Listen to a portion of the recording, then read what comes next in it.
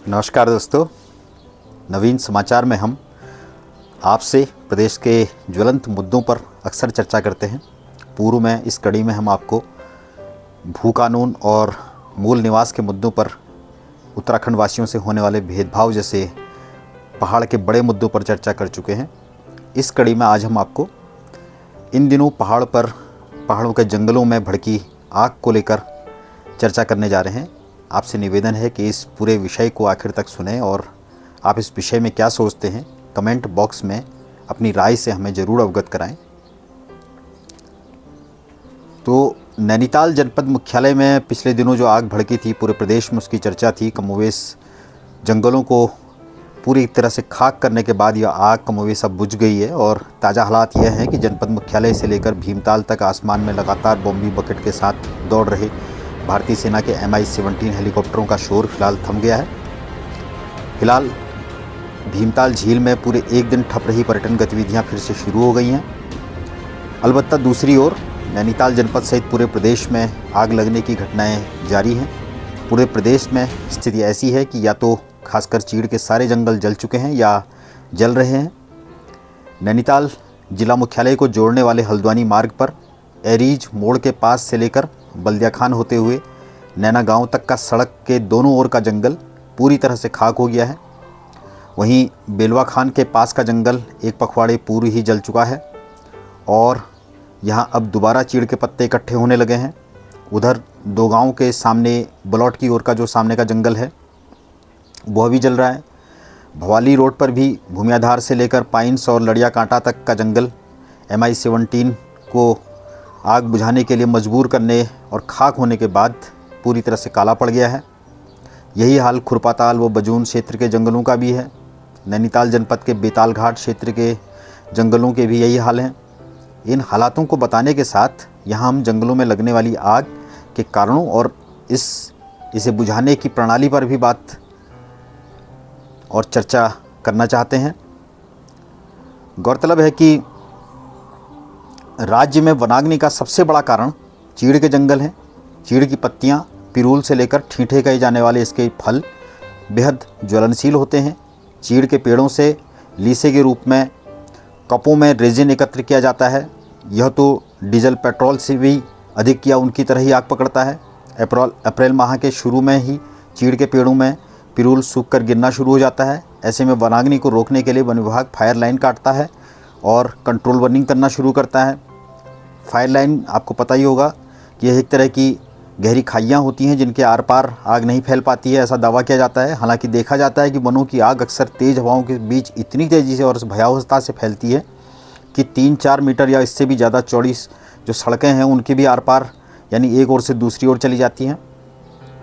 राज्य में वन कर्मियों की कमी के कारण फायर लाइन काटने व कंट्रोल बर्निंग करने का कार्य अपेक्षित स्तर पर और पूरा नहीं हो पाता है।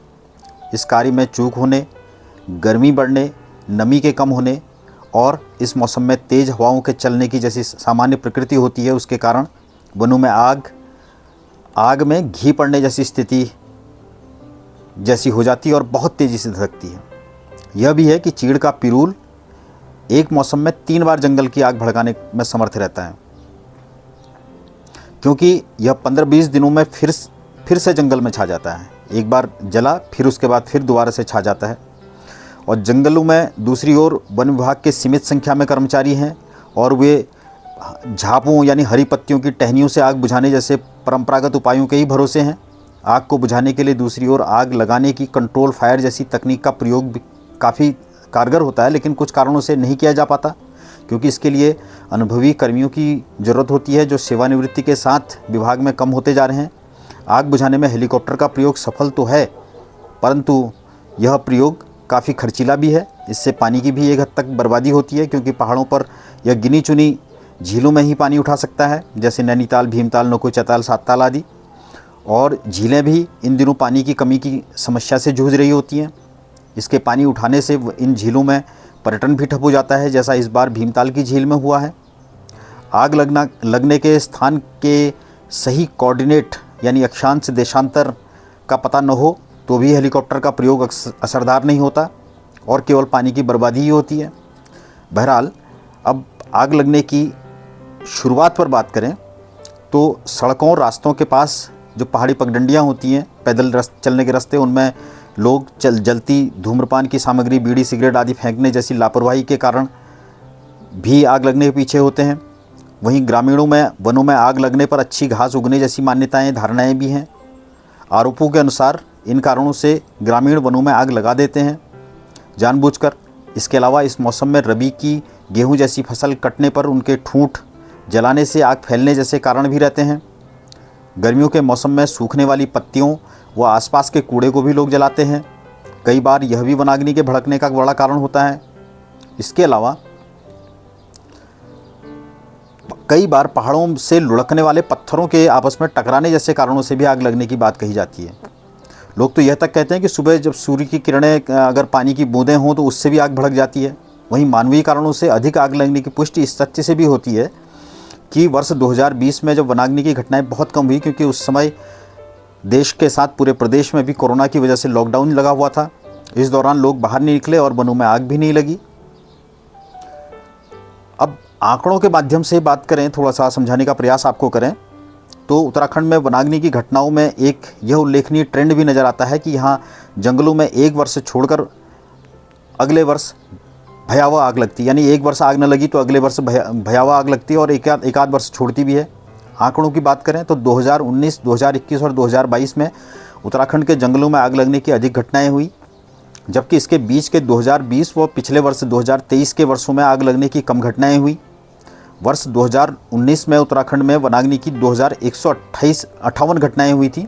इसमें कुल 2981.55 हेक्टेयर वन प्रभावित हुआ। वो 6 पशुओं की मौत हुई और 55.93 लाख रुपये की संपदा का नुकसान हुआ। वहीं 2020 की बात करें, यानी कोरोना के दौरान की बात करें, तो जंगलों में आग लगने की केवल 135 घटनाएं रिकॉर्ड हुई और इनमें केवल 172.69 हेक्टेयर वन भूमि पर आग लगी। इस दौरान 44.41 लाख रुपये की संपदा का ही नुकसान हुआ। इसे हमने प्रत्यक्ष देखा भी है अपने और हमारी याददाश्त में भी है।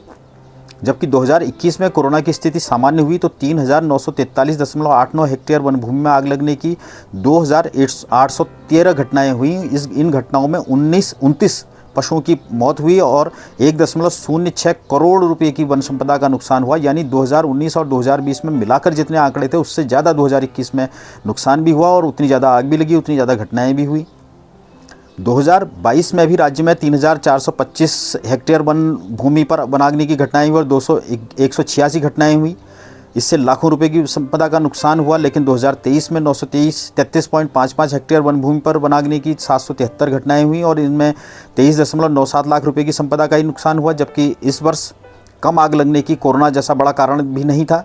ऐसा शायद इसलिए कि पिछले 2 वर्षों में जंगलों में ज्वलनशील सामग्री जल गई हो। बारिश व कम हवाओं के कारण भी अपनी जगह है, हो सकता है ऐसा भी हुआ हो। इस प्रकार लगता है कि प्रदेश में बीच में कई बार एक वर्ष छोड़कर वनाग्नि की अधिक घटनाएं होती हैं। इस वर्ष अधिक हो रही हैं तो उम्मीद की जानी चाहिए अगली वर्ष कम होंगी। उल्लेखनीय है कि इससे पहले 2016 में भी नैनीताल के वनों में और पूरे प्रदेश में आग बुझाने के लिए सेना के हेलीकॉप्टरों की मदद लेनी पड़ी थी। यानी तब भी 2016 में भी बहुत भयंकर आग लगी थी पूरे प्रदेश में। आग लगने और बुझ न पाने के बात करें तो इसके पीछे एक बड़ा कारण वन विभाग के में कर्मचारियों की कमी भी रही है। वे न जनता के बीच जाकर उन्हें वनाग्नि के कारण न बनने और आग लगने पर जल्दी से जल्दी वन विभाग को सूचना देने के प्रति जागरूक कर पाते हैं और न ही आग बुझाने में अपना सक्रिय योगदान दे पाते हैं। अलबत्ता आगे उम्मीद जगती है कि ऐसे हालातों में आने वाले वर्षों में सुधार होगा। इधर वन विभाग ने 1200-1400 वन दरोगाओं की भर्ती हो रही है। अभी यह अपेक्षित तौर पर प्रशिक्षित नहीं है, लेकिन अगले वर्ष से उम्मीद की जा सकती है कि यह वनकर्मी ग्रामीणों में वनाग्नि की घटनाओं के प्रति जागरूकता फैलाने के साथ ही आग बुझाने के कार्य में बेहतर प्रशिक्षित हो जाएंगे और इससे राज्य में वनाग्नि की घटनाओं में कमी आएगी। तो इन्हीं शब्दों के साथ हम अपनी बात को यहीं समाप्त करते हैं। आशा है वनाग्नि के बारे में काफ़ी बातें साफ़ हुई होंगी हमारी इस चर्चा से।